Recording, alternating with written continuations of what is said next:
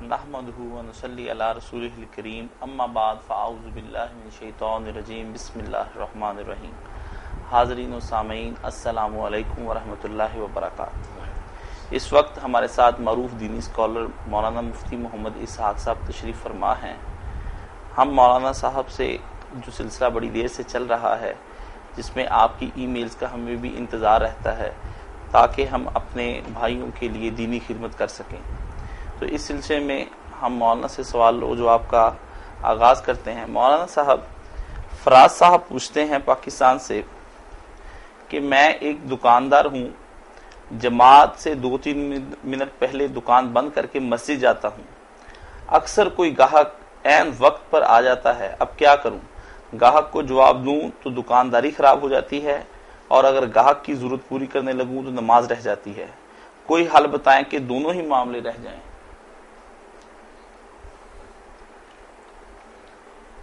آپ نے جو سوال کیا، دونوں تو بیک وقت نہیں نبھائے جا سکتے معاملے۔ ایک طرف نماز ہے با جماعت، جس کا 27 یا 25 گنا ثواب ہے، ایک طرف گاہک آیا ہوا۔ تو قرآن مجید نے یہی تو اپنے بندوں کی تعریف بیان کی ہے، رجال اللہ تلہیہم تجارۃ ولا بیع عن ذکر اللہ، کہ ان کو تجارت جو ہے نا، بلکہ آگے بڑھ کر آپ کی بات کی، تجارت جو ہے نا اس میں خریدنا بھی آتا، یہ تو الگ رہا بیع، کہ بیچنے لگے سودار دکاندار جو ہے نا گاہک کو سامنے اس کے کھڑا، تو اس وقت وہ اللہ کی یاد سے غافل نہیں ہوتے، نماز کے لیے چلے جاتے ہیں۔ کہا میرے بندے تو وہ ہیں جن کو تجارت بلکہ فروخت یہ بھی اللہ کی یاد سے غافل نہیں کرتی۔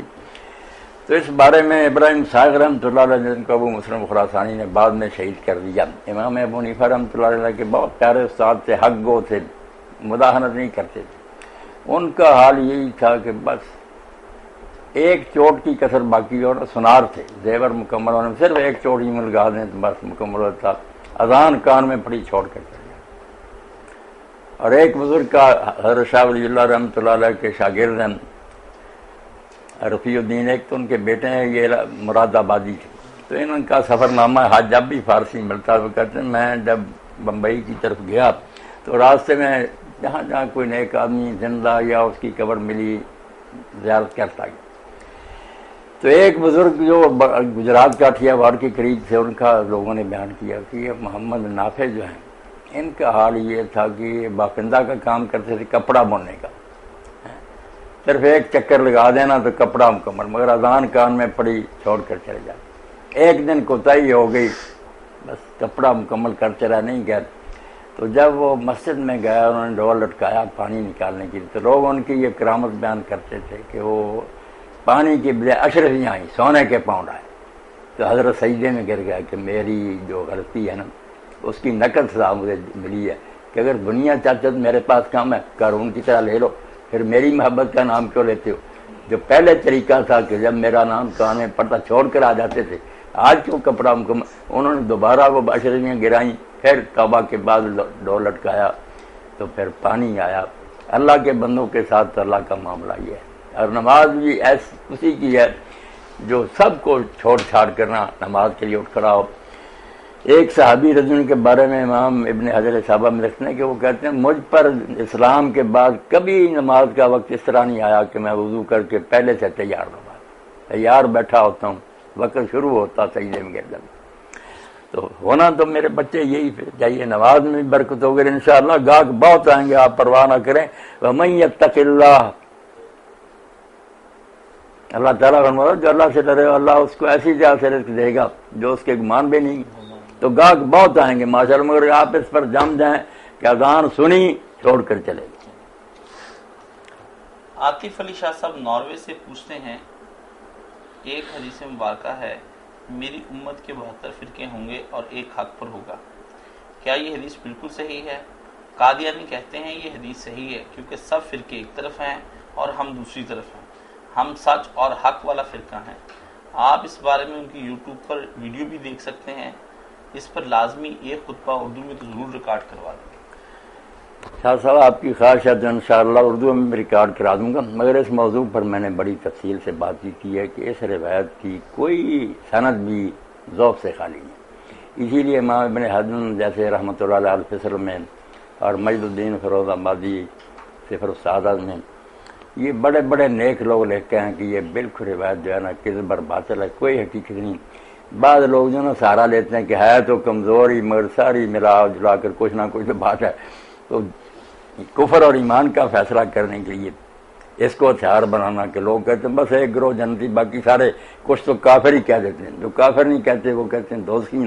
اب دوزخی کا بھی کہتے ہیں کہ وہ مخلد فی النار ہمیشہ ہمیشہ دوزخ میں رہیں گے، مگر امام ابن وزیر اور علامہ البانی کہتے ہیں کہ یار اس میں کہیں نہیں آیا کہ وہ ہمیشہ دوزخ میں رہیں گے، سچے اور نیک لوگ بھی دوزخ میں جائیں گے اپنے کرتوتوں کی وجہ سے مگر آخر نجات پائیں گے۔ تو رسول اللہ کو ماننے کی وجہ سے یہ سارے امتی برحق ہیں، آپ کے امتی ہیں، ان میں کافر کوئی نہیں۔ ہمارے بھائی ہیں، اگر تھوڑا بہت اختلاف ہے تو وہ سمجھنے کا بدجانتی نہیں، کسی میں لوگ سمجھنے میں کچھ غلطی کھا جاتے ہیں، کوئی نہیں، پیار سے سمجھانا چاہیے۔ حدیث نہیں ٹھیک، کمزور ہیں اس کی ساری روایتیں، ایسی چیزوں سے نہیں استدلال کرنا چاہیے۔ اسی لیے امام بخاری مسلم وغیرہ جو چوٹی کے محدثین تھے انہوں نے اس کو ہاتھ نہیں لگایا، ضعیف ہی ہیں اس کی ساری سندیں۔ پاکستان سے فیصل صاحب پوچھتے ہیں کیا نماز باجماعت ضروری ہے؟ اگر کسی وجہ سے رہ جائے تو کیا کیا جائے؟ نماز کا کیا پوچھتے ہیں کہ نماز باجماعت ضروری ہے، اگر الگ بھی پڑھ لی جائے تو کوئی اس میں حرج تو نہیں، اور اگر رہ جائے تو شریعت نے کوئی بتایا اس کا طریقہ کر کے کیسے؟ نماز جو ہے نا باجماعت، جب اس کا اجر اکیلے کی نماز سے 25 گنا یا نیت آرہ 27 گنا تک بڑھ جاتا، خسارہ تو بہت ہے نا، ہم ٹکے کی خاطر کہتے ہیں کہ گاہ کیسا ہو کوئی ٹکا ہی زیادہ مل جائے، تو جس نماز کا اتنا ثواب ملتا۔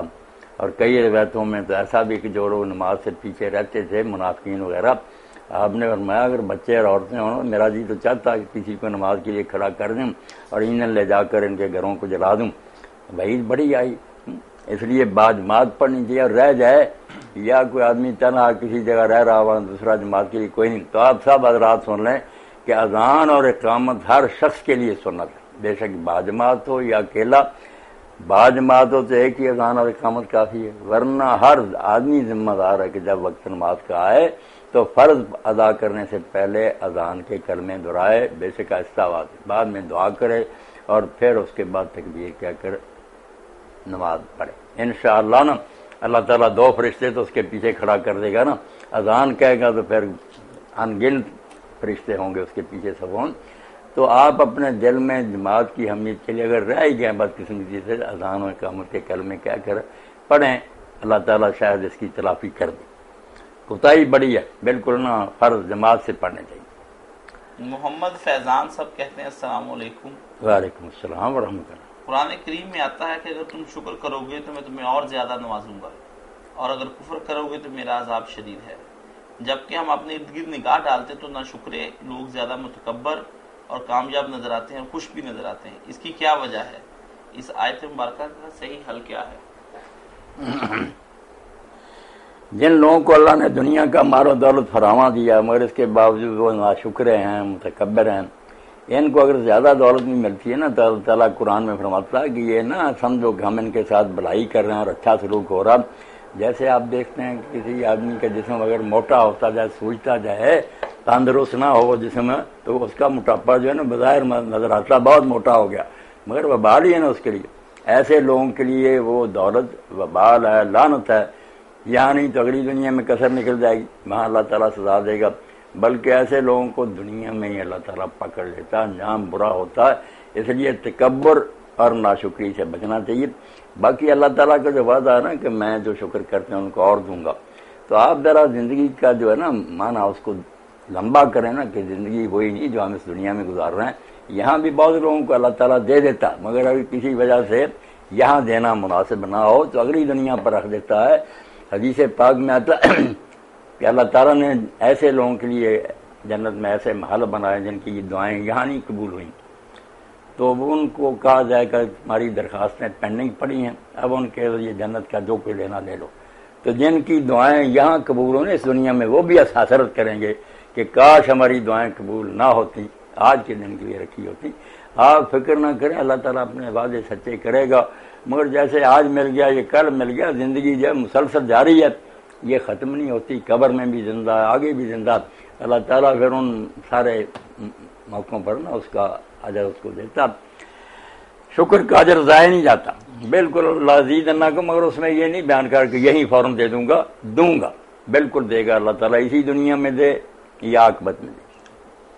عامر بشیر صاحب سعودی عرب سے پوچھتے ہیں، جناب میں نے زندگی میں بہت نمازیں چھوڑ دی، اب تو نماز باقاعدگی سے پڑھتا ہوں، مگر پیچھے رہ جانے والی نمازوں کے بارے میں شدید پریشان ہوں، برائے مہربانی قضاء عمری کا طریقہ بتا دیں. بہتر تو یہی ہے کہ آپ قضاء عمری کی بجائے نا اب آئندہ کے لیے اللہ تعالیٰ سے توفیق مانگیں کہ نماز باقاعدگی سے ادا ہو، سنتیں اور نفل کو زیادہ پڑھتے رہیں، انشاءاللہ پچھلے فرضوں کی کمی پوری ہو جائے گی. بڑے بڑے نیک لوگ ابن تیمیہ میں حزم جیسے کہتے ہیں کہ پچھلی نمازیں پڑھنے کی کیا ضرورت ہے، اللہ معاف کرنے والا. مگر باقی بہت سے بڑے بڑے نیک لوگوں کا بھی خیال ہے کہ مسلم اگر چھوڑتا رہا نمازیں تو وہ چونکہ قائل تھا ان کی فرضیت کا، وہ اس کی قرض بن گئی. تو اس کے لیے امام شافعی رحمۃ اللہ نے جو بات تجویز کی نا وہ بہت ٹھیک ہے، بوجھ بھی نہیں بڑھتا اور ادا بھی ہوتی جاتے ہیں قضا نمازیں، کہ وہ سنتیں اور نفل جو ہے نا نمازوں کے ساتھ ان کو ان فرضوں کی نیت سے پڑھتا رہے. سنتیں چھوڑ دے، اس کو اس طرح کنورٹ کر دے کہ میں جو زور کی 4 سنتیں یہ کوئی چھوٹی زور پڑھ رہا ہوں.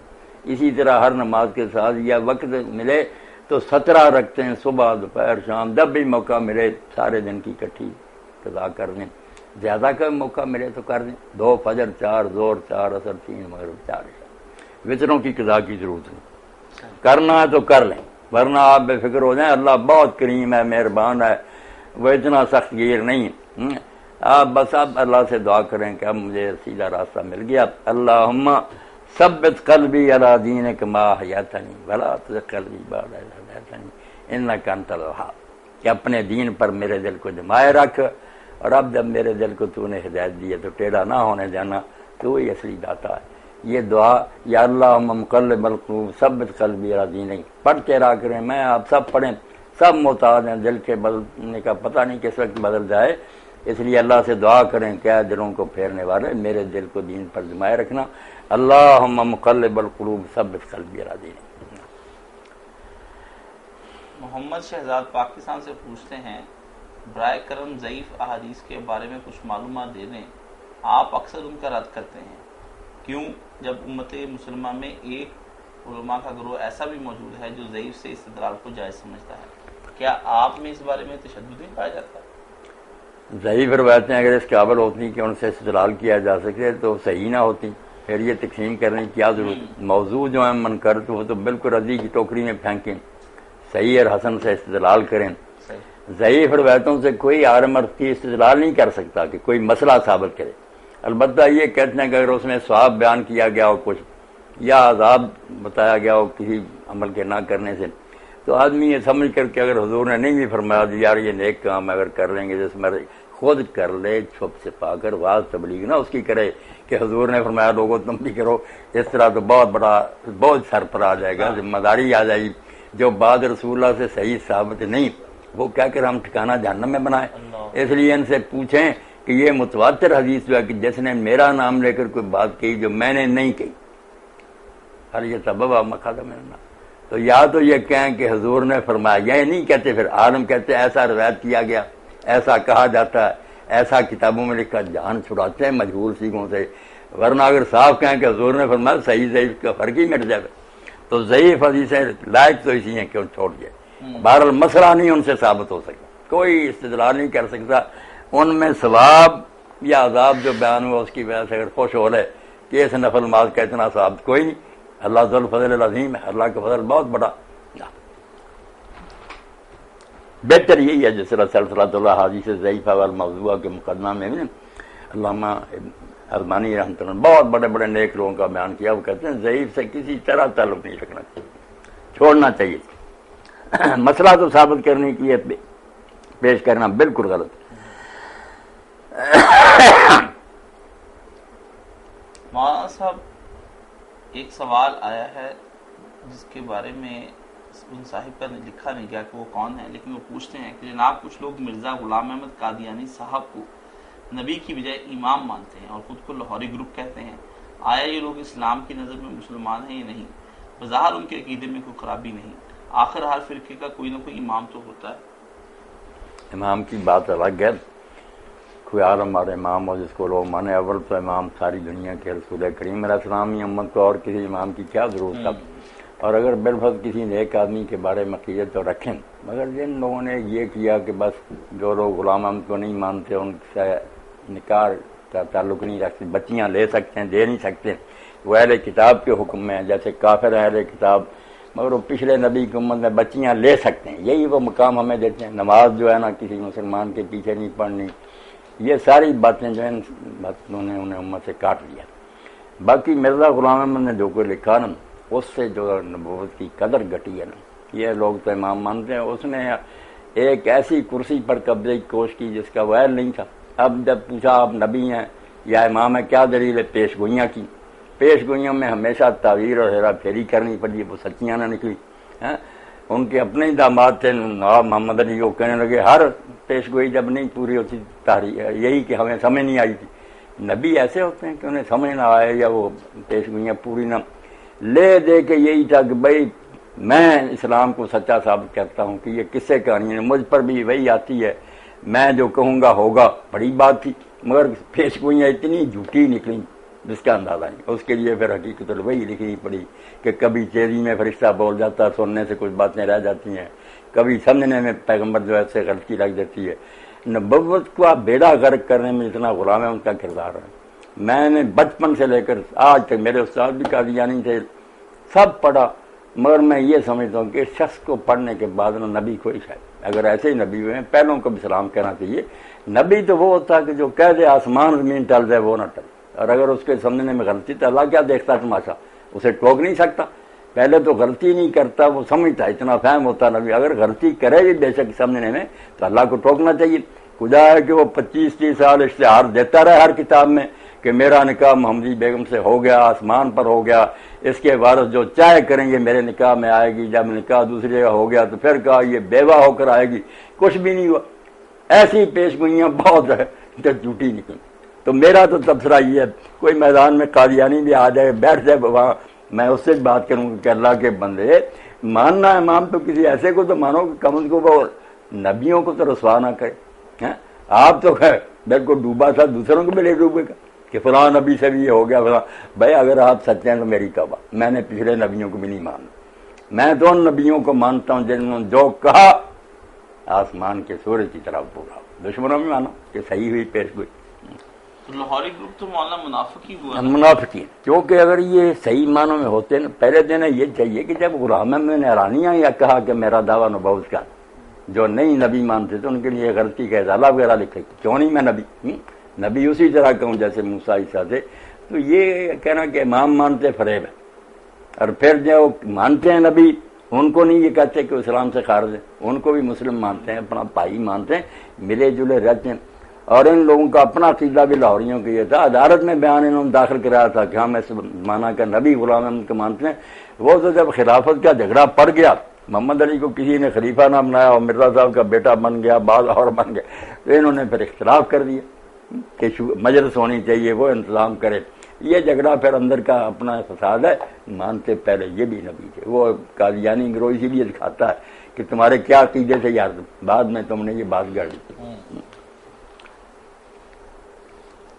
ایک صاحب سوال پوچھتے ہیں کہ اللہ پاک نے ہمیں اپنی بہت سی نعمتوں سے نوازا ہے، جیسے اچھی ملازمت، رزق کی کشادگی، برائے مہربانی کوئی ایسی ترکیب بتا دیں کہ جس سے میں اللہ تعالیٰ کا صحیح شکر ادا کر سکوں، مگر یہ ڈر بھی لگا رہتا ہے کہ اللہ پاک مجھ سے یہ نعمتیں چھین نہ لے۔ یہ سوچ مجھے پریشان کر دیتی ہے، اور دل میں مستقبل میں ہونے والے گناہوں کے بارے میں بھی پریشان رہتا ہوں۔ برائے مہربانی اس کیفیت کا حل بتا دیں، جزاک اللہ۔ آپ کی یہ کیفیات بہت مبارک ہیں۔ بندہ مومن کو بالکل نہ اللہ تعالیٰ کی رحمت کی امید بھی رکھنی چاہیے، مگر اپنی کرتوتوں کی وجہ سے ڈرتے بھی رہنا چاہیے کہ اللہ تعالیٰ خواہ مخواہ تو کسی کو مصیبت میں مبتلا نہیں کرتا، میری کسی غلطی کی وجہ سے میں پکڑا نہ دوں۔ اس لیے ایک تو شکر ادا کرنا چاہیے۔ شکر جو ہے نا اس کے لیے 3 چیزیں جو ہے نا اس کے عنصر ہیں، یہ ہیں اس کے اجزاء۔ ایک تو دل میں اللہ تعالیٰ کی محبت کہ نعمتوں کو یاد کر کر کے نا، جو مال ہے، گاڑی میں آپ بیٹھے، مکان اعلیٰ ہیں، بچے ہیں، جو بھی چیز سامنے آئے ہر نعمت پر آپ اپنے دل میں نا یہ یاد دہانی کریں کہ میری یہ کسی قابلیت کا نتیجہ نہیں، مجھ سے زیادہ قابل زمین میں دھکے کھاتے پھرتے ہیں، یہ محض اللہ کا فضل ہے۔ اور اس پر ایک جو ذکر فرمایا نا امام جعفر صادق علیہ السلام نے، بہت پیارا تھا، مسلمان اس کو کریں، الحمدللہ علی کل نعمت کانت اور یا قائم، ہر نعمت جو اب تک مجھے ملی ہے یا آئندہ ملنے والی ہے، ان سب پر میں اللہ کا شکر گزار ہوں۔ یہ کلمہ امام علیہ السلام فرماتے ہیں کہتے رہا کرو 7 بار، تم نے ساری نعمتوں کا حق ادا کیا۔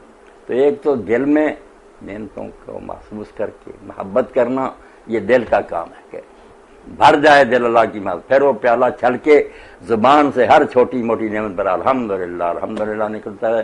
اور آخری بات یہ ہے کہ اس نعمت کو خود اللہ تعالیٰ کی مخالفت میں استعمال نہ کرے، کہ اس کے دشمن کو خوش کرے، ابلیس کو، اور اللہ کو ناراض کرے جس نے نعمت دی ہے۔ اس لیے حضرت عائشہ صدیقہ رضی اللہ عنہا فرماتی ہیں کہ نعمت کا کم از کم حق یہ ہے کہ اس کو اس خدا کی مخالفت میں نہ استعمال کرو جس نے دی ہے۔ میں نے آپ کو ایک کلانشن کوف دی کہ کوئی دشمن آئے تو اپنا دفاع کر رہے ہیں، آپ وہی کلانشن کوف اٹھائے اور آ کر میرے بچے مار دیں، کتنی بڑی احسان فراموشی اور نمک حرامی ہوگی۔ اللہ کی نعمت اللہ کے دین کے خلاف استعمال کرنا، اس سے بڑی کوئی ناشکری نہیں۔ تو 3 ہیں یہ شکر کے ارکان، اس سے شکر بنتا ہے، دل میں اللہ تعالیٰ کی محبت، زبان سے اس کی تعریف، اور پھر عمل سے اس چیز کو اس طرح استعمال کرنا جس طرح اللہ پسند کرتا، ورنہ زبانی شکر ہے، شکر کا کوئی بات نہیں۔ اور ڈرتے رہنا چاہیے کہ میری کسی غلطی کی وجہ سے چھن نہ جائے، اللہ سے معافی مانگتا رہا کہ اللہ تعالیٰ اگر مجھے ہدایت دی ہے، ربنا لا تزغ قلوبنا بعد اذ ہدیتنا وہب لنا من لدنک رحمۃ انک انت۔ کوئی مطمئن نہ ہو کہ بس میں مومن ہوں، نہیں، بگڑ نہیں سکتا، دل جو ہے نا بدل جانے والی چیز، اسی لیے قلب کہتا جس کو کہتے ہیں، انقلاب سے ہی نکلا نا، بدلنے والی چیز۔ اللہ سے مدد مانگتا رہا کہ اللہ میرے دل کو حق پر جمائے رکھنا۔ دانش کیانی پوچھتے ہیں پاکستان سے، اہل فقہ کے درمیان نماز عصر کے وقت کے بارے میں شدید اختلاف پایا جاتا ہے، عوام الناس کس کی پیروی کرے؟ ایسے اختلاف کے امت کے لیے نقصان دہ نہیں؟ بتا دیجئے کہ وقت نماز عصر صحیح کب شروع ہوتا ہے؟ نماز عصر میں شدید اختلاف کوئی نہیں، باقی ساری امت اور خود حضرت امام ابو حنیفہ رحمۃ اللہ علیہ کے شاگرد جو ہیں نا، صاحبین، وہ سب قائل ہیں کہ 1 مثل کے بعد عصر کا وقت نہیں رہتا۔ امام ابو حنیفہ رحمۃ اللہ علیہ کہتے ہیں کہ 2 مثل کے بعد ہوتا، مگر ان سے بھی ایک روایت مروی ہے کہ وہ اس طرف ہی لوٹ آئے تھے۔ اسی لیے مولانا رشید احمد گنگوئی رحمۃ اللہ علیہ کہتے ہیں اب یار کوئی اختلاف نہیں، حدیث میں بھی 1 مثل آیا تھا، آپ کے شاگرد بھی کہتے تھے، اور ہماری کتابوں میں امام صاحب کا اس طرف رجوع کر رہنا ثابت ہے۔ اس لیے نا پکا جو مسئلہ وہ یہی ہے کہ جب سایہ ڈلنا شروع ہو دوپہر کے وقت، اس وقت جتنا سایہ بچا ہوا نا، جس کو سایہ اصلی کہتے ہیں، گرمیوں میں بہت تھوڑا ہوتا کیونکہ سورج سر پر سے گزرتا، مکہ معظمہ میں تو ہوتا ہی نہیں، تو اگر نہ ہو تو پھر تو مسئلہ ہی صاف ہے۔ اگر ہے نا پاؤں کے پاس تھوڑا سا سایہ، وہ سایہ اصلی، اس کو بھی رکھنا جمع، جتنا اس چیز کا قد ہے جس کا سایہ، وہ اس میں جمع کر دیں، اس کو مثل کہتے ہیں، 1 برابر قد کے نا، اس میں اور اضافہ ہو گیا، یہ پھر عصر کا وقت ختم۔ تو اب کوئی نہیں اختلاف، گنگوئی صاحب رحمۃ اللہ علیہ فرماتے ہیں بس ساری امت کے ساتھ یار مل گیا امام ابو حنیفہ رحمۃ اللہ علیہ بھی، کہ سورج ڈالنے کے بعد جو سایہ اس وقت تھوڑا سا باقی تھا، سردیوں میں ذرا لمبا ہی ہوتا، قد کے برابر ہی ہوتا بلکہ زیادہ بھی، اس میں آگے جمع کرنا ہے جس سے کا آپ سایہ دیکھ رہے ہیں، خود اپنا ہے یا کوئی دوسری، جتنا اس چیز کا قد ہے، لمبائی ہے، اتنا اس میں اور جمع کر، سایہ اصلی جمع مثل، 1 گنا اور اس میں بڑھا دیں، یہی ٹھیک ہے۔ باقی احتیاطاً اگر کوئی 2 مثل کے بعد ہی پڑے تو اس میں کوئی بڑھائی، وقت لمبا ہے، سورج زرد ہونے تک وقت ہی وقت ہے، اول وقت اگر پڑھ لیا جائے یا 2 مثل کے بعد ہی پڑھا جائے کوئی حرج نہیں۔ محترمہ زینب امریکہ سے پوچھتی ہیں، میں کچھ لوگوں کے بہکاوے میں آ گئی اور کالا جادو سیکھنا شروع کر دیا۔ یہ کالا جادو ایک لڑکا مجھے سکھاتا تھا اور وہ میرے خاوند پر بھی جادو کرتا تھا۔ پھر میرے دل میں یہ خیال آیا کہ یہ غلط ہے، میں نے یہ کام چھوڑ دیا اور اللہ تعالیٰ سے معافی مانگی اور قرآن پڑھتی رہی اور دعائیں بھی کی، لیکن اس کے بعد اثرات ابھی تک باقی ہیں۔ میرے استاد جادوگر کا کہنا ہے کہ تم نے ان چیزوں کا دروازہ کھول دیا ہے، اب یہ بند نہ ہوگا جب تک کہ میں اس کو مکمل نہ کر دوں۔ میں شدید پریشان ہوں، میری مدد کیجیے، میری زندگی مسلسل تباہی کی جانب بڑھ رہی ہے۔ قرآن بھی چھوٹا جا اتنے پیا ہوں پرلے پاس نہیں دیا انہوں نے. روکنے اور چھوٹا قرآن بھی یاد رکھے. سے اللہ بہن اللہ تعالیٰ کا شکر گزار ہونا چاہیے آپ کو کہ اب بھی آپ احساس ہو گیا کہ آپ جو ہے نا یہ چیز کر رہی تھی جادو وغیرہ، یہ بہت بری بات تھی. اللہ نے سحر کو کفر ہی کہا نا، تو اس سے اگر آپ نے نجات پائی اور چھوڑا اس کو تو بہت اچھا کیا. کوئی اثرات بد نہیں رہیں گے انشاءاللہ. اللہ فضل کرنے والا. قرآن مجید کی آخری 2 صورتیں تو جب نازل ہوگی، پہلے روایت میں آتا ہے کہ نبی علیہ السلام بہت ورد وظیفے کرتے تھے، مگر ان 2 کے نازل ہونے کے بعد قل اعوذ برب الفلق قل اعوذ برب، آپ نے سب چھوڑ دی کہ اب کسی اور استعاذہ کی ضرورت نہیں. یہ ہر مصیبت سے پناہ کے لیے اور ہر دشمن جن اور سب سے بچاؤ کے لیے ہتھیار ہے، یہی پڑھتے تھے. باقی میں یہ بتا رہا ہوں کہ سورہ الاعراف ہے، 8واں پارہ ہے، 6 رکوع اس کے ختم ہو گئے اور 7واں رکوع شروع ہوتا. اس میں آج پہلے شروع ہوتی ہے ان ربکم اللہ الذی خلق السماوات والارض، یہاں سے شروع ہوتی ہے اور جا کر ختم ہوتا ہے یہ مضمون ان رحمت اللہ قریب من المحسنین. 54 55 56 یہ 3 آیتیں یہ آپ روزانہ پڑھ لیا کریں انشاءاللہ. سب لوگ ویسے بھی پڑھا کریں. یہ سحر وغیرہ جو ہے نا سفلی عمل کوئی ان کا اثر نہیں ہوگا، اللہ تعالیٰ حفاظت فرمائے گا. اور اگر کوئی شخص محسوس کرتا ہے کہ اس کے گھر میں جنات کا کوئی اثر ہے، آوازیں آتی ہیں، کبھی دروازے کھٹکھٹائے جاتے ہیں، اس طرح کی پریشانیاں، تو وہ سورہ آل عمران جو ہے نا، اس میں اللہ کے رسول علیہ السلام پر جو یہ آیت اتری آفا غیر دین اللہ یبغون وَلَهُ أَسْلَمَ مَنْ فِي السَّمَاوَاتِ وَالْأَرْضِ طَوْعًا وَكَرْهًا وَإِلَيْهِ يُرْجَعُونَ. یہ 83 نمبر آیت ہے. یہ آیت جو نا اس کو بھی سر پر ہاتھ رکھ کر دایا تھوڑی آواز سے جیسے میں بول رہا ہوں اتنا کہہ دیا کریں روز گھر میں آفا غیر دین اللہ یبغون وَلَهُ أَسْلَمَ مَنْ فِي السَّمَاوَاتِ وَالْأَرْضِ طَوْعًا وَكَرْهًا وَإِلَيْهِ يُرْجَعُونَ. بہت زبردست آیت ہے. امام ابن تیمیہ رحمۃ اللہ علیہ کے بارے میں آیا کہ جب کوئی شخص آتا کہ میرا گھوڑا جو ہے نا وہ نہیں چلتا، سرکش ہو گیا، بیل نہیں کام کرتا، تو آپ کہتے اس کے کان میں جا کر یہ کہو. وہ کہتا سچے دل سے. اور مفہوم اس کا یہ کہ اللہ کے علاوہ کسی اور کے حکم کے منتظر ہو. زمین و آسمان کی ہر شے اس کی فرما بردار ہے، تم اس کا حکم نہیں مانو گے. تم نے اس میں پیدا کیا اور اس کام کے، تو وہ سر پر دوڑ پڑتے تھے، فوراً چلنا شروع ہو جاتے تھے. عقیدے کی بات ہے کہ اللہ کو مانے اور یہ پڑھے آفا غیر دین اللہ یبغون، کیا اللہ کے سوا کسی اور کا حکم ڈھونڈتے ہو. وَلَهُ أَسْلَمَ مَنْ فِي السَّمَاوَاتِ وَالْأَرْضِ، حالانکہ زمین و آسمان کی ہر شے چاروں ناچار اس کا حکم مان رہی ہے اور اسی کی طرف سب کو لوٹ کر جانا. تو سورہ اعراف کی وہ 3 آیتیں سحر کے لیے اور یہ جنات کے لیے. یہ میرے بھائی بہنیں نا اس پر عمل کریں انشاءاللہ اللہ تعالیٰ ان سب کو قابو کر لے گا. ایک لوگوں نے بڑی پیاری مثال دی ہے کہ آپ کسی بڑے آدمی کو ملنے جائیں جس نے حفاظت کے لیے کتے رکھے چھوڑے ہوئے، اگر آپ ان سے نبٹنا چاہیں کہ میں آپ کتے کو کسی طرح روکوں تو مشکل ہی ہے، پھاڑ دے گا آپ کو. اور اگر آپ آواز دیں چوڑی صاحب میں آ رہا ہوں آپ اس کتے کو ذرا سنبھالیں، اس نے آواز دینی اور ڈبو بیٹھ جائے گا. تو یہ سارے کتے جو ہے نا ابلیس ہے اس کے چیلے وغیرہ اللہ کے ہی ہیں. اللہ سے فریاد کریں نا کہ ان کو سنبھال، وہ ان کتوں کو نا پٹا ڈال دے گا. ہم خود ہی چارہ کریں کہ ان سے بچے نہیں. ان کو بڑی طاقتیں اللہ نے عطا کی ہیں، ہم ان کا پھر مقابلہ نہیں کر سکتے. اللہ کا کلام ہی ان پر روکتا.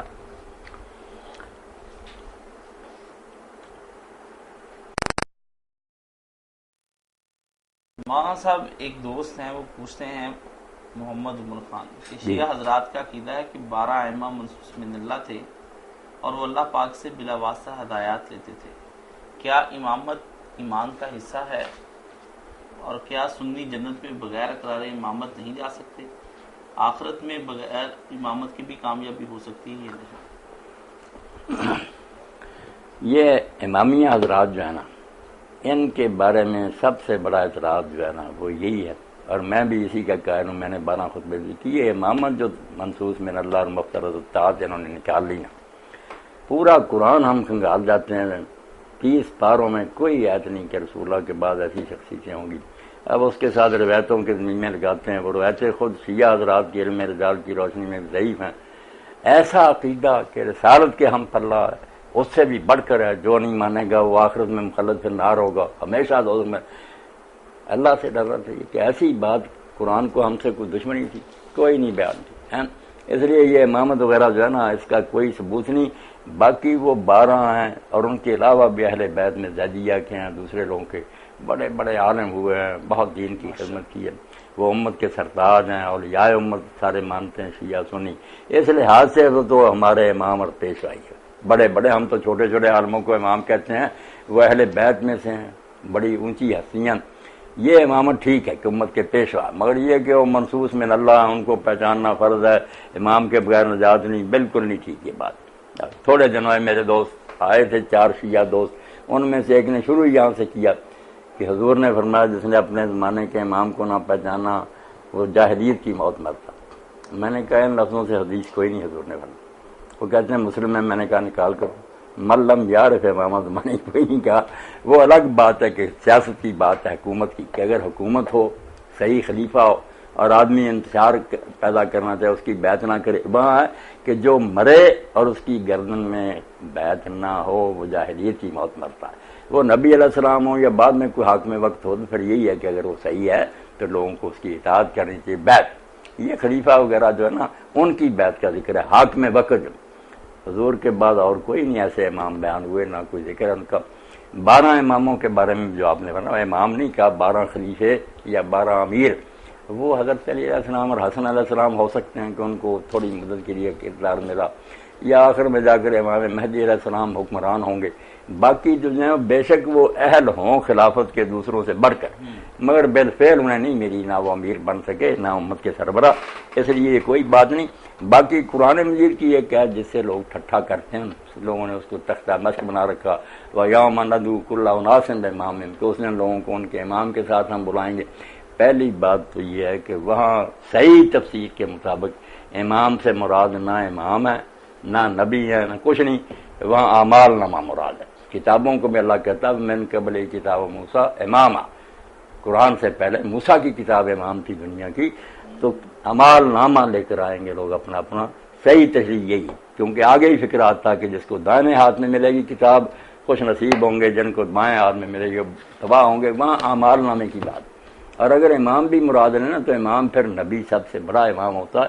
اس لیے جو اپنے وقت کے نبی کو نہیں پہچانتا اور اس پر ایمان نہیں لاتا پھر یہ ٹھیک ہے بات، نبی وقت کو پہچانے اور اس پر ایمان لائے، ورنہ یہود نصارہ کی طرح بے شک پچھلے انبیاء کو مانتا رہے کچھ فائدہ نہیں، جہنمی ہوگا. نبی مراد لے امام پھر ٹھیک ہے، یا اعمال نامہ مراد لے کہ اعمال ناموں کے ساتھ لوگ آئیں گے. امام ابن کثیر تب یہی فرماتے ہیں کہ ہم اہل الحدیث خوش قسمت ہیں کہ ہمارے امام محمد رسول اللہ صلی اللہ علیہ وسلم، ہم نے کسی امتی کی پیروی کی کہ اس کے پیچھے اندازوں چلے، سب سے لیتے ہیں باتیں، وہ ہمارے پیشوا ہیں، مگر کسی کو نبی کی سیٹ پر نہیں بساتے. جو دین اللہ کے رسول نے بتایا، حلال محمد حلال الی یوم القیامہ و حرام محمد حرام الی یوم. اب کوئی نئی ہدایت نہیں آ سکتی. شیعہ حضرات جو اگر مانتے ہیں کہتے ہیں کوئی شریعت نہیں دے سکتے، وہ نہیں، پچھلی شریعت کے محافظ ہیں، اس کو وہ بتاتے ہیں. جی عدیل اکرم صاحب پوچھتے ہیں بتا دیجئے کہ ایک آدمی پہلے رشوت لیتا تھا، اب توبہ کرنا چاہتا ہے، کیا اسے وہ سارا پیسہ لوگوں کو واپس کرنا پڑے گا، یا اتنا ہی کافی ہے کہ وہ ماضی کے افعال سے توبہ کر لے اور مستقبل میں اجتناب کر لے؟ برائے مہربانی اس کا حل بتا دیں. اللہ تعالیٰ توفیق دے میرے بھائی، بہت اچھی بات. اگر آدمی اس طرح کی غلطیاں کرتا رہا، رب بھی اسے یہ ہوگی تنبیہ، اور وہ جاگ اٹھا کہ میں کیوں غفلت کی زندگی گزار رہا ہوں، ایک دن اللہ کے یہاں جانا. تو یہ حرام مال جو اس نے لیا نا، اگر تو اس کے دینے والے محروم ہیں، بڑی بڑی رشتے لی تھی، بندے بھی زندہ یا اس کے بیٹے، تو واپس کرنا ہی اصل طریقہ، اس سے معافی مانگنا. اور اگر یہ ممکن نہیں تو پھر اتنا تو کرے کہ ایک حصہ اس کا، جیسے نا صحابہ کرام کو آپ نے غلطیوں پر جو جنگ تبوک سے رہ گئے تو پھر انہوں نے کہا ہم نے سارا مال اللہ کے راستے میں دے دینا، اسی نے ہمیں اس مصیبت میں ڈالا، ہم رہ گئے جہاد میں جانے سے. تو آپ نے فرمایا نہیں، تیسرے حصے تک. تو اس سے پتہ چلا کہ اگر تیسرے حصے تک اپنی اس کمائی میں سے اللہ کی راہ میں دے دینا غریبوں مسکینوں کو تو شاید معافی کا سامان ہو جائے. مولانا صاحب تارک نماز کی حیثیت اسلام میں کیا ہے؟ جو لوگ صرف جمعہ پڑھتے ہیں کیا وہ مسلمان ہیں؟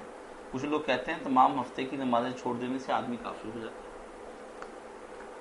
ہے. یہ خیال بھی موجود ہے، امت کے بڑے بڑے لوگ اس کے قائل رہے، کچھ حدیث کے الفاظ جو ظاہر ہیں وہ بھی ساتھ دیتے ہیں. کہ نماز چھوڑنے والا مشرک ہی ہے نا، یہ کافر ہے، مگر اس کو لفظی معنوں میں امت نے نہیں لیا. تھوڑے لوگ قائل ہوئے کہ سچ مچ مرتد ہو گیا.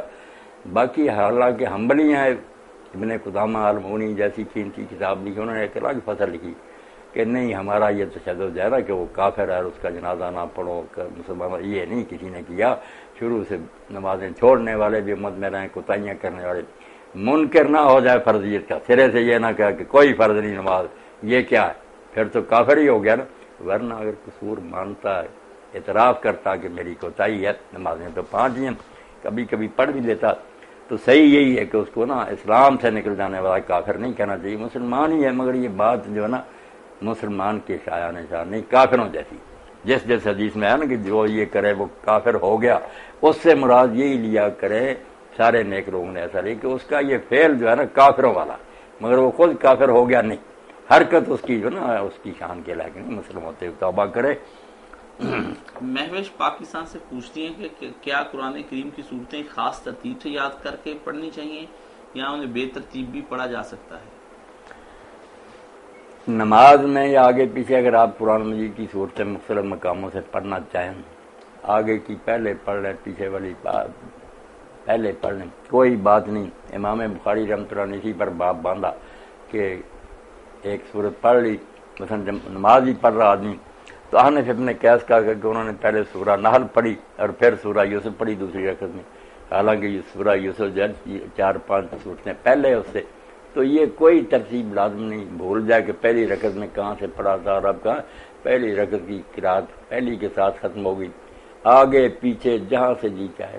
کبھی کہتے ہیں اگر چھوڑ کر پڑھے 2 یا زیادہ صورتیں چھوڑ کر اگلی پڑھے، یہ ساری پابندیاں اپنی طرف سے بنائی ہیں، بلا جھجک جہاں سے چاہے قرآن مجید پڑھ لے، نماز ٹھیک ہے. یاد کرنے میں بھی کوئی ترتیب لازم نہیں، البتہ کوئی ترتیب کے ساتھ قرآن مجید سنا رہا پھر تو صحیح طریقے سے ترتیب سے ہی پڑھنا چاہیے. ایک صاحب پوچھتے ہیں مجھے کسی نے کہا ہے کہ زکوٰۃ دو چاہے 1 تولہ سونا پر ہی کیوں نہ ہو، آیا زکوٰۃ 1 تولہ سونا پر واجب ہے؟ نہیں، زکوٰۃ کا جو ہے نا سونے کا نصاب وہ 7.5 تولے ہے یا اس سے زیادہ، اس سے کم پر نہیں پڑتی. اسی طرح چاندی 52.5 تولہ ہوگی یا اس سے زیادہ پھر پڑے گی پھر سب پر. اگر 7.5 تولہ ہو گیا تو پھر معافی نہیں، شروع سے لے کر سب تک سب پر ہوگی، مگر نصاب سے کم ہو پھر کوئی نہیں. 7.5 تولہ سونا کا نصاب. وسیم اختر پاکستان سے پوچھتے ہیں ڈاکٹر کہتے ہیں کزن میرج صحیح نہیں، جبکہ ایک سورہ میں رسول خدا کے لیے ان کی کزنز حلال اور جائز قرار دی گئی ہیں. کچھ لوگ کہتے ہیں اس آیت میں خطاب رسول خدا سے ہے، عام مومنین سے نہیں. یہ ڈاکٹروں کی باتیں جو ہے نا کزن میرج کے اثرات یہ ہوتے افراد سب غلط ہیں. بالکل قریبی رشتوں میں لوگوں نے نکاح کیے ہیں، حضور علیہ السلام نے کیے، اور جو کہتے ہیں نا کہ آپ کے لیے وہ خاص ہے، خالصۃ لک من دون المؤمنین، یہ ان کی بات نہیں درست ہے. وہاں جو کہا گیا نا رسول اللہ کو کہ صرف آپ کے لیے حلال ہے، وہاں پھپھی زاد یا چاچوں کی بیٹیاں یا خالاؤں کی بیٹیاں، حضور پر یہ پابندی تھی، یہ خالہ وغیرہ کی بات نہیں بیٹیوں کی. اس میں تھا کہ جو تیرے ساتھ جنہوں نے ہجرت کی ہے آپ کے لیے، ان میں سے عام بے شک پھپھی کی بیٹی یا چچا کی سب کے لیے جائز ہے، حضور کے لیے بھی جائز ہے، مگر حضور کے لیے دائرہ تنگ ہو گیا کہ یہ رشتے جو ان میں سے وہ جو ہجرت جس نے آپ کے ساتھ مہاجر جو ہونا وہ پھپھی اور خالہ کی بیٹیاں آپ کے لیے حلال ہے. اور یہ کہا مسلمانوں پر یہ پابندی نہیں، وہ بے شک ہجرت کی اور تو یہ کزن میرج نہیں روکی، صرف حضور کے لیے دائرہ تنگ کیا کہ رسول اللہ کا گھر ہے، دین کا مرکز ہے، یہاں ایسی عورتیں نہیں آنی چاہیے جو دین برباد کریں. اسی لیے آپ پہلے کتاب عورتوں سے بھی نکاح نہیں کر سکتے تھے. یہ خالاؤں اور پھپھیوں کی بیٹیاں بھی کہا مومن اور ہجرت کی انہوں نے، یہ اللہ کے رسول کا گھر ہے، یہاں کی ثالثی آ گئی تو سارا تباہ کر کے رکھ دی. اور کوئی بات ہے. ایک نوجوان پوچھتے ہیں کیا مسلمانوں کو مذہبی جھگڑے چھوڑ کر دنیاوی تعلیم کے حصول کی طرف نہیں آ جانا چاہیے؟ یہی مسلمانوں کو عروج دے گا اور زوال سے نکالے گی. کیا آپ یہ سمجھتے ہیں کہ دنیاوی تعلیم ہی دراصل مسلمانوں کو عروج پر لے جا سکتی ہے؟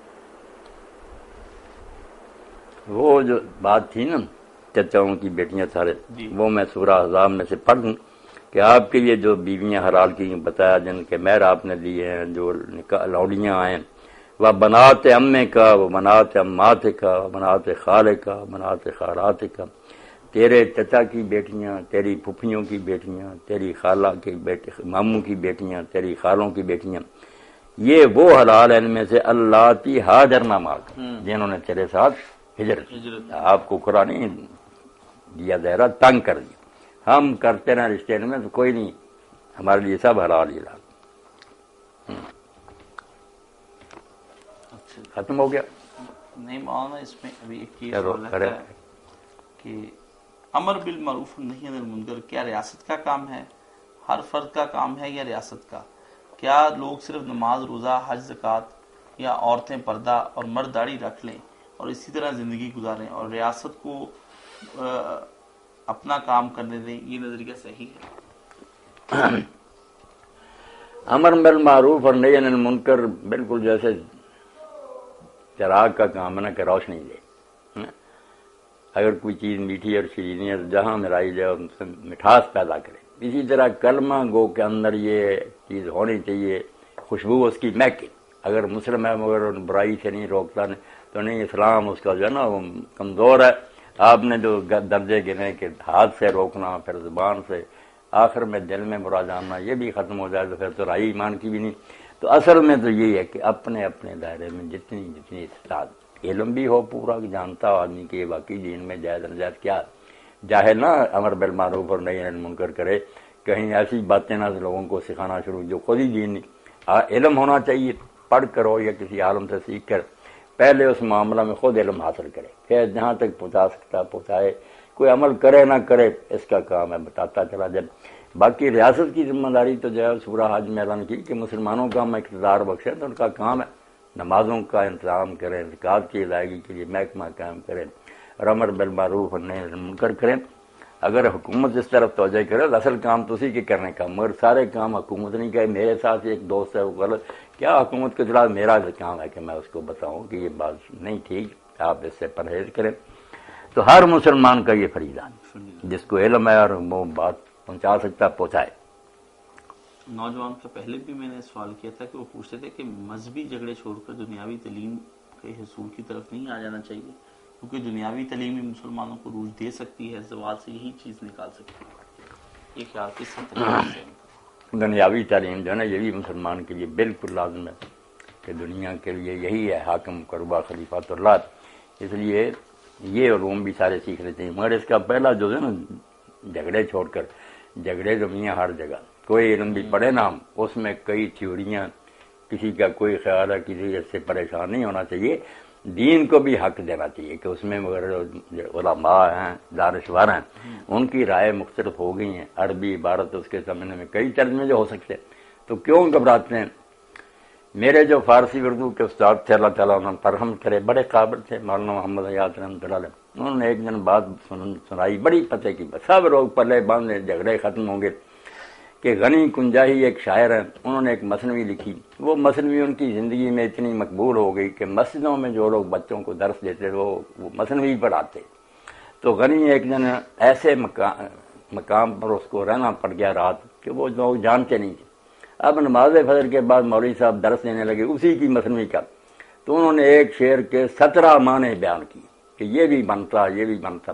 اب غنی سنتا رہا اور حیران کہ میرے دماغ میں یہ معنی نہیں آئے تھے جو یہ عالم بیان کر بنتے تھے وہ زبان کے لحاظ سے.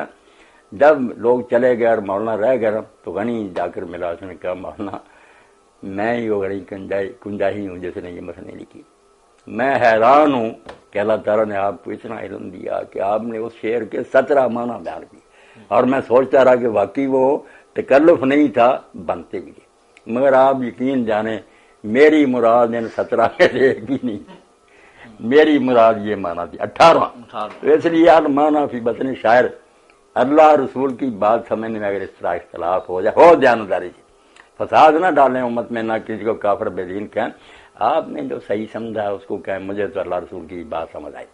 تو انشاءاللہ آپ سمجھیں گے کہ ہم دو کریموں کے درمیان کھڑے ہیں، اللہ کریم ہے، محمد رسول اللہ کریم. سارے ہمیں اپنے دامن میں لے لیں گے. نیت نیک کرو، حضور کی امت کو ٹکڑے نہ کرو. یہ کافر رب دین کہہ کر ایک دوسرے پر جو بم برسا رہے اس سے توبہ کرو. صحابہ کرام کے دور سے یہ شیعہ، یہ خارجی سارے گروہ اسی وقت حضرت عثمان رضی اللہ عنہ کے دور میں پیدا ہو گئے، چلے آ رہے ہیں، مگر سارے امت جو ہے نا ایک دوسرے کو مسلم سمجھتی رہی۔ کتنی بڑی بات ہے جو امام شوکانی رحمۃ اللہ نے خطابی کے حوالے سے لکھی کہ خوارج اپنی پوری ضلالت کے باوجود بہت گمراہ، سوائے حضرت ابو بکر عمر کے بعد والوں کو انہوں نے رگڑا لگا دیا کہ جو علی سے لڑے ہیں اور بعد میں علی بھی ثالثی کی وجہ سے کافر ہو گئے، علانیہ کافر کہتے ہیں، مگر کہا کہ اتنی گمراہی کے باوجود فرقۃ من فرق المسلمین، مسلمانوں کا ایک گروہ ہے، ان کو نہ کافر کہنا جائز ہے، نہ ان کے پیچھے نماز چھوڑنی چاہیے، نہ رشتہ ناتا۔ خدا کے لیے یہ امت یہ ہے نا، اس تک میری یہ آواز پہنچائیں کہ اگر سمجھنے میں کچھ اختلاف بھی ہو گیا، دیانتداری پیدا کریں اور اس کی بنا پر گروہ بندی نہ کریں کہ بس وہی ٹھیک ہے جو میرے ساتھ ہے، دوسروں کو بھی حق دیں کہ اگر انہوں نے ایسی تشریح کی ہے جو زبان کے لحاظ سے بنتی ہے، اس کے پاس بھی دلیلیں، تو آپ کیوں جنت کے دروازے پر پہرہ دار بن کے کھڑے ہو گئے؟ جنت بہت کھلی ہے اور انشاءاللہ سارے جائیں گے، وَنَزَعْنَا مَا فِي صُدُورِهِم مِّن غِلٍّ، اور جتنے دل میں ہے نا کینے رنج سے اللہ نکال دے گا، یہی سارے بھائی بھائی بن کر بیٹھے ہوئے، چھوڑیں یہ بم برسانے کو اور زائرین کو مارنے کو اور عبادت گاہوں کو تباہ کریں، سب گروہ سے توبہ کریں۔ حضرت عثمان غنی رضی اللہ عنہ پر اللہ کی بے شمار رحمتیں ہوں کہ جب انہیں گھیر لیا گیا اور وہ نماز پڑھانے سے بھی روک دیے گئے، تو آدمی نے آ کر پوچھا عبید اللہ بن عدی بن الخیار نے کہ ماموں خلیفہ بارک تو آپ ہے، آپ کو فتنے والے لوگ مسجد میں نہیں جانے دیتے، اب ان کا آدمی نماز پڑھاتا، ہمارا دل نہیں مانتا کہ ہم ان کے پیچھے نماز پڑھیں۔ اب کیسا امتحان حضرت عثمان رضی کا، جذباتی ہوتے تو کہتے ہاں ایسے بے ایمانوں کے پیچھے کیا نماز، صرف زبانی برا پڑا نہیں کہا، قتل کے لیے آئے تھے، قتل کر بھی دیا۔ آپ نے فرمایا نہ عبید اللہ، نماز ایک بہترین کام ہے جو کوئی آدمی کرتا ہے، اس لیے جب وہ اعلیٰ کام کر رہے ہوں ان کے ساتھ ہو، جب وہ برے کام کریں گے مجھے کوئی تکلیف دیں گے اس میں ان کا ساتھ نہ دو۔ نماز کا کہا کہ نماز نہ ان سے الگ کرنا، پھر کیا ہوا وہ میرے ساتھ زیادتی کر رہے ہیں، نماز تو نیک کام، صحیح بخاری میں پڑھ۔ اور امام حسن بصری رحمۃ اللہ علیہ کیا گیا کہ تو بدعتی کے پیچھے نماز پڑھ والے بدعت، اگر اس نے کوئی بدعت نکال لیا تو اس کا وبال وہ خود ہی قیامت کے دن بھگتے گا، تیرا کچھ نہیں بگڑنے لگا۔ اور اس کی تشریح میں ابن حجر فرماتے ہیں اس وقت بدعتی بھی یہ نہیں تھے جیسے ہم بریلوی حضرات کو کہہ دیتے ہیں کہ یہ بدعت نکالی ہوئی، یہ تو چھوٹی بدعت ہے، کچھ کام ہیں جو ہم کہتے ہیں بدعت ہیں وہ حسنہ کہتے ہیں، وہ عقیدے کی بدعت ہے کہ کوئی خارجی ہو گیا، کوئی رافضی ہو گیا، کوئی ناصبی ہو گیا، کوئی معتزلہ، ان کے بارے میں کہا کہ بدعتی کے پیچھے نماز پڑھ، اس کی بدعت کا بار اس پر۔ تو اللہ اس امت کی بیڑی سنوار دے، دعا ہے کہ اللہ تعالیٰ ان کے دلوں کو متحد کرے، یہ ایک دوسرے کو بھائی سمجھ کرنا سینوں سے لگائیں۔ علم سے اگر کسی کو سمجھا سکتے ہیں کہ بھائی تیری بات میرے خیال میں درست نہیں، بس یہ کہیں، وہی نہ مجھے آتی نہ کسی اور کوئی نہ کہے کہ جو میں کہہ رہا ہوں بس یہی آخری بات، ہو سکتا میری بات غلط ہی۔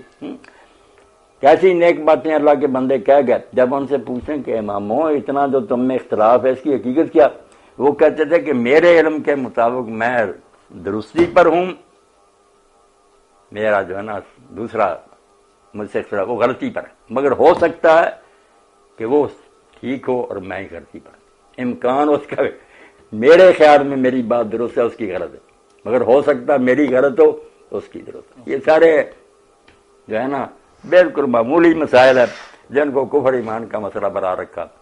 خدا کے لیے یار الحدیث اور یہ فعل فقہ اگر یہ یاد ہے کہ جیسے حضور نے کبھی رفع یدین کیا کبھی نہیں، یہ جو نہیں کرتے یہ بھی کرنے لگے۔ کس طرح مولانا عبداللہ لکھنوی رحمۃ اللہ دوسروں نے چیخ کر کہا اور مولانا شاہ کشمیری نے کہ یار کہاں منسوخ کیا اللہ کے رسول نے رفع یدین، اگر بالفرض آپ کے خیال میں کبھی چھوڑا بھی ہے تو سنت کا یہی حال ہوتا ہے کہ سنت جو ہے چھوڑی بھی جا سکتی، کبھی وہ فرض سے نہیں نہ ہوتی۔ اس لیے یہ جو کہتے ہیں کہ بند ہو گیا یہ بھی جھوٹ بول دی، اور جو کہتے ہیں جو نہیں کرتا اس کی نماز میں غلط ہے، ساری امت کرتی بھی آئی نہیں کرتی آئی۔ سفیان ابن عیینہ رحمۃ اللہ علیہ جو امام ہے محدثین کا، ان کا یہ طریقہ تھا، کسی نماز میں کر لیتے تھے رفع یدین، کسی میں نہیں کرتے، اور میں خود اس طرح کرتا ہوں، مجھے کوئی اس میں ہچکچاہٹ نہیں، نہ کوئی تحفظ ہے کہ رفع یدین سے بھی نماز سنت ہے، چھوڑ دینے میں بھی کوئی حرج نہیں۔ تو خدا کے لیے یہ رسول اللہ صلی اللہ علیہ وسلم کی امت کو پارا پارا نہ کریں، اس کی حالت پر رحم کریں۔ اگر کوئی بیٹا نالائق، ایک باپ کے کئی بیٹے ہوتے ہیں، کچھ بچے اگر نالائق بھی ہوں تو اس کے بیٹا ہونے سے تو نہیں نکل جاتے۔ اسی طرح آپ سمجھ لیں اگر امت میں کچھ گروہ غلطیاں کر رہے ہیں تو نالائق بچے ہیں، مگر وہ حضور کے بیٹے ہیں، ازواج امہاتہم، حضور کی بیویاں مائیں امت کی، حضور والد ہیں۔ تو ایسے امت سے مرحومہ پر رحم کرو، اس کو تباہ نہ کرو. ہاں اللہ کے رسول کا رشتہ خیال میں لا کر کے ان کا نام لیتے ہیں. جو ہندو ہیں عیسائی یہودی وغیرہ وہ کتنے دور ہیں, وہ معاذ اللہ حضور کو کذاب اور کچھ نہ کچھ بکتے ہیں. یہ ایسا تو نہیں کہتے, جانیں قربان کر رہے ہیں حضور پر ایک دوسرے سے بڑھ کر, تو کیوں ان بیچاروں کے پیچھے پڑے ہوئے. مسلم مانو, سب کا احترام کرو, سب کی کتابیں پڑھو اور ان سے اچھی باتیں لے لو. انہی دنوں میں آپ کو ایک مسئلے کی بات بتاؤں کہ ایک جج صاحب سیشن جج ہے, وہ ملنے کے لیے مجھے آئے اور ایک فتویٰ بھی دے گا کہ آپ نے یہ لکھ کر دینا, آج میں لکھوں گا. تو انہوں نے کہا کہ ہم جو ہے نا شیعہ حضرات ہم طواف النساء کرتے ہیں. ایک طواف اس لیے سے کرتے ہیں بعد میں کہ عورتیں حلال ہو جائیں. جب تک وہ طواف النساء نہ کیا جائے ہمیں یہی بتایا گیا کہ پھر قیامت تک اس کی بیوی اس پر حرام ہے. اس لیے یہ سنی طواف النساء نہیں کرتے, آ جاتے ہیں. اور میں نے کہا طواف النساء نہیں کرتے, طواف الوداع کرتے ہیں. آپ بھی کرتے ہیں کہ آخر میں کعبہ سے بچھڑ گئے. شیعہ عالموں نے خود ہی مانا کہ جب ایک طواف انہوں نے فرض حج کے بعد کر لیا جیسے کہ طواف الوداع, تو کام تو بن گیا. اگر نہ کرتے سرے سے ویسے ہی آ جاتے عید کے دن کے طواف کے بعد, پھر ہماری بات ہوتی طواف النساء والی, چلو جو بھی تمہاری شکایت. مگر جب انہوں نے طواف الوداع کر لیا تو وہ طواف النساء کا مقام ہو گیا. بڑے بڑے شیعہ انہوں نے بڑے خوش ہوئے. اور میرے پاس ایک کتاب تھی جو بڑی محنت سے لی تھی, بچے ہی مجھے فوٹو اسٹیٹ کرا کے لائے, مولانا محمد حسین صاحب کے مکتبہ الفقہ علی المذاہب الخمسہ. عبد الرحمن الزیری نے تو لکھی ہے الفقہ علی المذاہب الاربعہ, 4 مذہبوں کی لکھی, چاروں کے بڑے مختبی قول نقل کیے ہیں, بہت اچھا خلاصہ بنا دی. اب اس نے محمد جواد مغنیہ رحمۃ اللہ علیہ نے یہ کتاب بنائی اور 33 سال لگے اس کو. ساری سنیوں کی کتابیں کنگالی کہ پکا قول ان کا کیا, اور اپنی شیعوں کی. اور اس کے بعد اس نے کتاب بنائی الفقہ علی المذاہب الخمسہ. 5 مذہبوں میں فقہ کیا اکٹھے آتے جاتے ہیں. حنفی کیا کہتے ہیں, شافعی, مالکی, حنبلی اور جعفری کیا کہتے ہیں.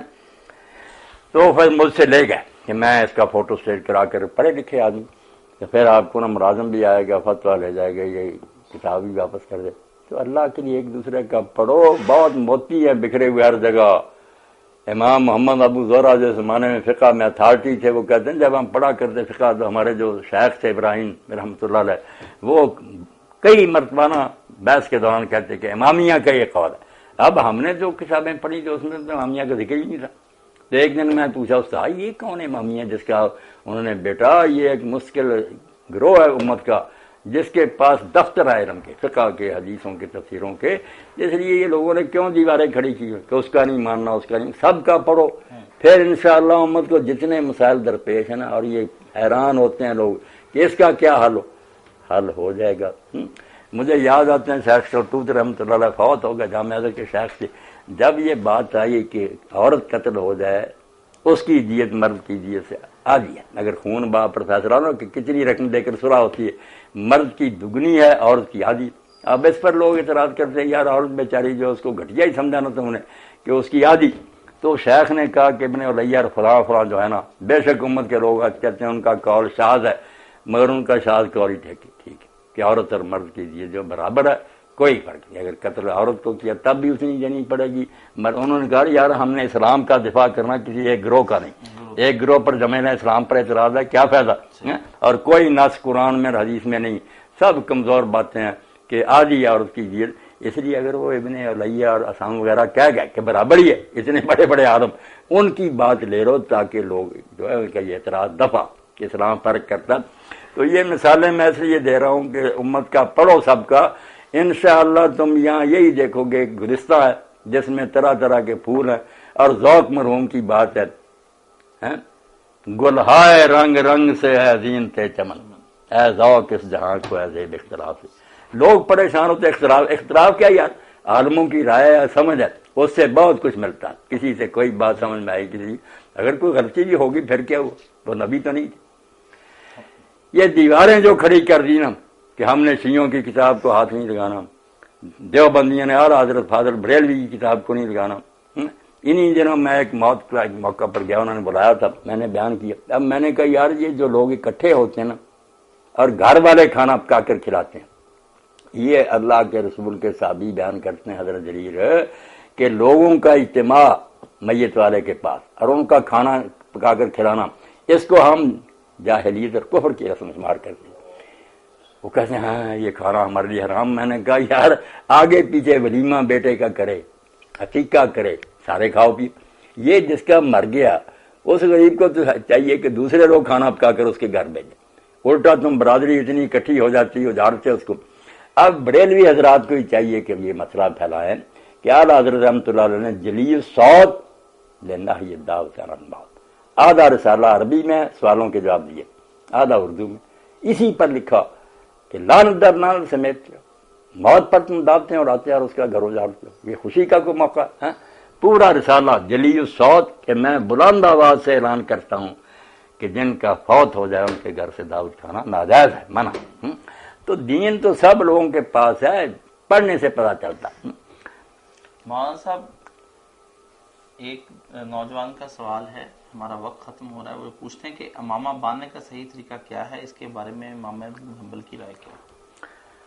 اس بارے میں پہلی بات تو یہ کہ امامہ جو ہے نا, اس کی فضیلت میں جو لوگوں نے روایتیں کر دی نا کہ امامے سے اتنا ثواب نماز کا بڑھ جاتا ہے, یہ ہوتا ہے, یہ تو آپ سمجھ لیں سرے سے پورا چیپٹر جو نا بے بنیاد روایتیں. کوئی حضور نے امامہ کا ثواب نہیں بیان فرمایا, جو بیان کرتے ہیں غلط بات. یہ سنت نہیں عادت. جس علاقے میں رواج تھا باندھنے کا وہ ٹھیک ہے کرے, اس کو کہے نا کوئی امامہ ہی ثواب ہے, یہ بات نہیں. عادت کو سنت بنانا یہ دین میں اضافہ ہے. عربوں کا طریقہ ہے, خاص قسم کی کھجوروں کی بنی چپل پہنتے تھے یا کرتا گھنڈیاں والا پہنتے, یہ ساری امت کے لیے کوئی دین بن گیا.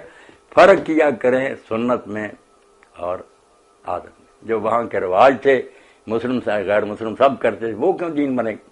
جو آپ نے ثواب کے لیے چیزیں بتائیں نبی ہونے کی چیزیں, نبی نہ ہوتے تو پہلے بھی کرتے تھے عرب, وہ چیزیں نہیں دیں. تو امامہ وغیرہ کوئی دین نہیں. باقی باندھے تو پھر امام احمد بن حنبل کہتے ہیں تحت الحنک باندھے. اگر باندھ رہی ہے تو عربوں کا طریقہ, ایک پلڑا جو ہے نا ادھر لا کر گلے کے نیچے سے پھر کندھے پر ڈالے, نیچے سے نا گلے پہ لپیٹ کر وہ ادھر پھینکتے, ایک اوپر ہی رہے گا. یہ تحت الحنک کہلاتا ہے. وہ کہتے ہیں اگر باندھ نہیں ہے تو پھر عربوں کی طرح باندھو تحت الحنک. آخری سوال محترمہ ہنا پوچھتی ہیں, مولانا صاحب میرے والدین رسم کل برسی چہل میں زبردستی شرکت کا کہتے ہیں, میں ان رسومات کو نہیں مانتی, ایسی صورت میں کیا کروں؟ نہیں, آپ نے رسومات کو مانا ہے, اور ابا امی اگر اس پر اصرار کرتے ہیں تو ان کی بھی غلطی ہے. یہ کوئی ایسی باتیں نہیں کہ بیٹے بیٹیاں ان بات میں ان کی پیروی کریں. اللہ تعالیٰ فرماتا ہے ان کاموں میں نا ابا امی کی بات مانو جن کا ان کو علم ہی نہیں ہے, وہ دین نہیں بیچارے جانتے. باقی بے ادبی نہیں کرنی, احترام میں کمی نہیں کرنی, میل جوڑ کرنا, خدمت کرتے رہنا. اور اگر اس موقع پر بھی شرکت آپ کر رہے کہ والدین کی کہنے کی بات جائیں, مگر وہاں موقع ملے تو اپنی بات پہنچائیں کہ دین میں یہ باتیں کوئی نہیں. چلو آپ کی طرف سے فریضہ کام پہ دین ادا ہو جائے کہ دین کا آپ نے پہنچا دیا. کہیں میں ابا جی کوئی آپ کی خوشیوں یا غمیوں میں شریک ہونے سے دلچسپی نہیں, مگر یہ کوئی نہیں دین میں. رسول کریم علیہ السلام نے اور صحابہ نے جو کچھ کیا سب ریکارڈ پر ہے. کہیں سے کوئی بتائے کہ حضور کے بعد لوگوں نے یہ کی, آپ نے یہ باتیں کی, اگر نہیں کی تو ہمیں نہیں کرنی چاہیے. بہت شکریہ مولانا صاحب, آپ نے ان سوالات کے جواب دیے. اسی کے ساتھ ہم آج کے پروگرام کے لیے سے اجازت چاہتے ہیں. بس آخر میں جہاں جہاں میرے بہن بھائی بیٹھے جو سوال بھیجتے ہیں, جو سن رہے ہیں, میں جیسے شورش کاشمیری مرحوم سے ان کو ایک خط لکھا مولانا ابوالکلام آزاد رحمۃ اللہ علیہ نے, تو صرف ایک اس میں شعر لکھا ہوا تھا, عزیزی شورش باں گروہ کیا ساگ رہے وفا مستان, سلام ہے ماں برسان ہے ہر کجا. جو جہاں بیٹھا ہوا نا اور محبت دین کی وجہ سے کر رہا مجھ سے اور دین کے بارے میں پوچھتا, میری طرف سے ان سب تک سلام پہنچے.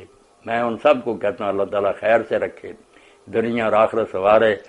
السلام علیکم ورحمۃ اللہ وبرکاتہ.